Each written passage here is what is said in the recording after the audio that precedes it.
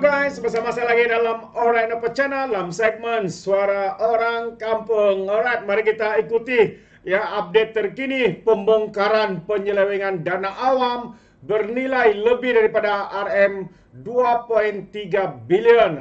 Yang membabitkan sahabat semua, membabitkan mantan Menteri Kanan ya ataupun Menteri Kewangan dan juga seorang businessman, sahabat-sahabat semua. Namun apa yang lebih mengejutkan adalah apabila mereka ditanya oleh pihak pemberita, mereka Daim dan juga gambar yang seorang lagi yang kita nampak adalah Halim membungkam, maksudnya mereka membungkang tentang siasatan ISPRM.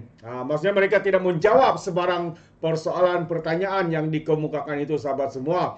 Jadi mari kita ikuti kenyataan terkini daripada ISPRM mengatakan bekas Menteri Kanan Daim Zainuddin dan juga ahli perniagaan Halim Saad tidak menjawab sebarang soalan berhubung siasatan ISPRM terhadap dakwaan penyelewengan dana awam bernilai lebih daripada RM2.3 bilion. Malaysia kini menghubungi kedua-dua mereka selepas sumber peringkat tertinggi dalam Suruhanjaya itu mengesahkan bahawa Daim dan Halim dipanggil untuk membantu siasatan minggu lalu. Mereka ialah Daim dan juga Halim Saad, kata sumber itu ketika ditanya siapa bekas Menteri Kanan dan juga ahli perniagaan terkemuka yang dipanggil ISPRM itu. Bagaimanapun sumber berkenaan enggan menandakan butiran lanjut kerana kes itu dianggap sensitif. Malaysia kini telah menghubungi pejabat kedua-dua mereka untuk mendapatkan ulasan dan juga mengemukakan beberapa soalan atas permintaan pembantu pejabat Halim. Bagaimanapun sehingga kini tiada sebarang maklum balas diberikan. Jadi kalau kita imbas semula pada hari Jumaat yang lalu, sahabat semua, bernama melaporkan ISPRM sedang menyiasat seorang bekas Menteri Kanan dan juga ahli perniagaan terkemuka Begala Tan Sri atas dakwaan penyelewengan yang berlaku pada tahun 1990-an. Semalam FFT juga tanpa menyebut nama melaporkan dua orang dipanggil lagi untuk disoal siasat oleh ISPRM. Siasatan tertumpu kepada pengambil alihan saham yang melibatkan syarikat tersenarai yang didakwa menyebabkan kegawatan ekonomi Malaysia pada tahun 1990-an. Rupanya mereka-mereka inilah kroni-kroni Tun M menyebabkan sebenar kegawatan ekonomi. Adakah semua ini dirancang untuk pembelian saham ini? Itu soalannya, sahabat semua.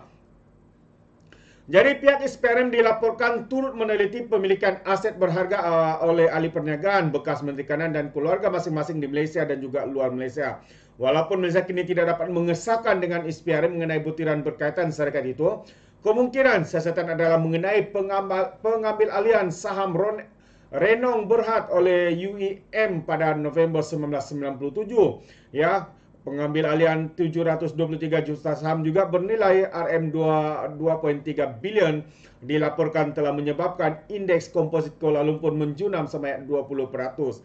Halim adalah pemegang saham yang mengawal Renong pada masa itu. Dia juga adalah pengurusi eksekutif syarikat ketika itu. Dia turut diberikan option oleh UEM pada Januari 1998 yang memberi hak kepada syarikat itu untuk menjual balik 32.6% saham Renong kembali kepadanya pada harga RM3.24 sesaham ataupun RM3.2 bilion.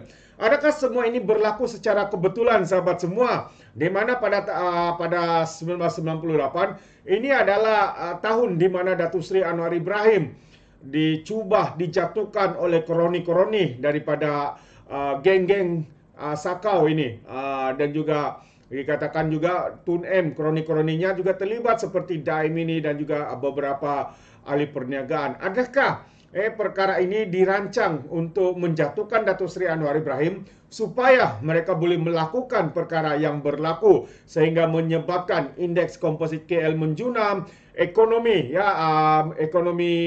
Malaysia mengalami kegawatan pada tahun 90-an yang perkara ini berlaku, sahabat. Adakah semua ini dirancang oleh individu-individu tertentu yang tidak diketahui oleh rakyat Malaysia? Itu adalah persoalannya yang menarik untuk kita bongkar, sahabat semua. Jadi ini adalah harga ketika UEM memperoleh saham itu yang mencetuskan bantahan dan tuduhan orang ramai bahwa Halim menggunakan UEM untuk menyelamatkan dirinya dan pemegang saham lain dengan menyokong harga saham Renong pada masa pasaran menjunam berikutan krisis kewangan Asia. Menurut laporan berita, SPRM sedang menyiasat juga seorang bekas Menteri Kanan itu kerana didakwa kononnya mendalangi pengambil alihan saham tersebut. Dan ini adalah individu yang didakwa itu, 85 tahun, pernah berkhidmat sebagai Menteri Kewangan 2 kali dalam tempoh. Pertama, Dr. Mahathir Mohamad sebagai Perdana Menteri dari 1981-2000 sehingga 2003, dan dia juga dilantik sebagai pengerusi jawatan kuasa penasihat khas oleh Mahathir ya ketika beliau sekali lagi menjadi Perdana Menteri pada 2018. Jadi minggu lalu Bernama melaporkan bahawa siasatan SPRM adalah kesinambungan dan lanjutan daripada pendedahan dokumen-dokumen sulit oleh International Consortium of Investigate Journalists berhubung transaksi-transaksi yang disaki berlaku di beberapa pusat kewangan luar pesisir.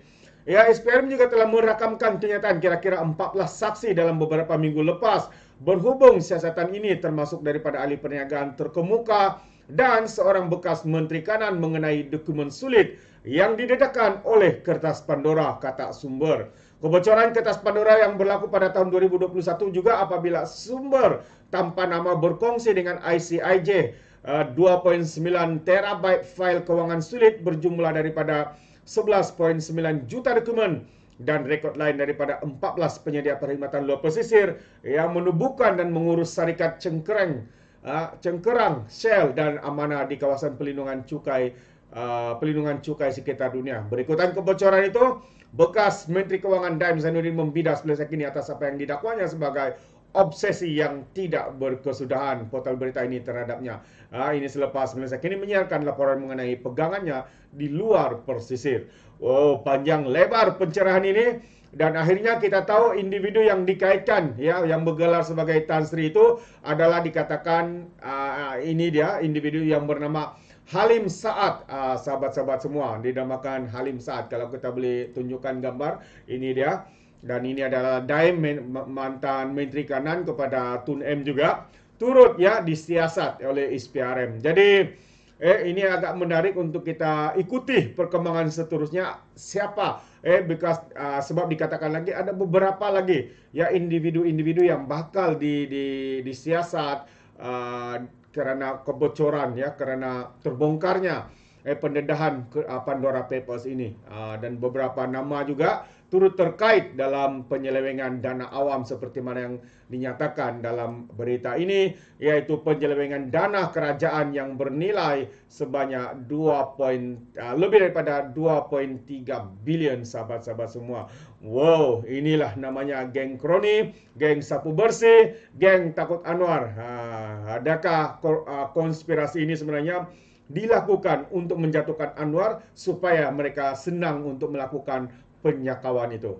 Itu soalannya, itu persoalan yang mungkin kita boleh cari jawapan di dalam masa-masa yang akan datang ini. Alright, sahabat semua, terima kasih sekali lagi kerana bersama dengan Alright Nampak Channel. Sekiranya anda mau memberikan sebarang komen, anda boleh berikan komen anda dalam ruangan komen. Tapi ingat, komen dengan cara berhemah. Jangan menjadi seperti walan walauntit lebay-lebay geng sapu bersih ya apabila memberikan komen penuh dengan hasutan, kebencian dan juga fitnah melampau. Sepertinya mereka menggunakan otak di lutut. Alright, sampai di sini saja. Izinkan saya untuk mengundurkan diri dan seperti biasa, peribahasa mengatakan tapapun kangkap, 2 tahun keinginan. Dalam bahasa Melayunya, tepuk dadah, tanya selera. Sekian je daripada Alright Nampak Channel. Saya kita berjumpa lagi dalam info dan update yang seterusnya. Sekian. Bye-bye.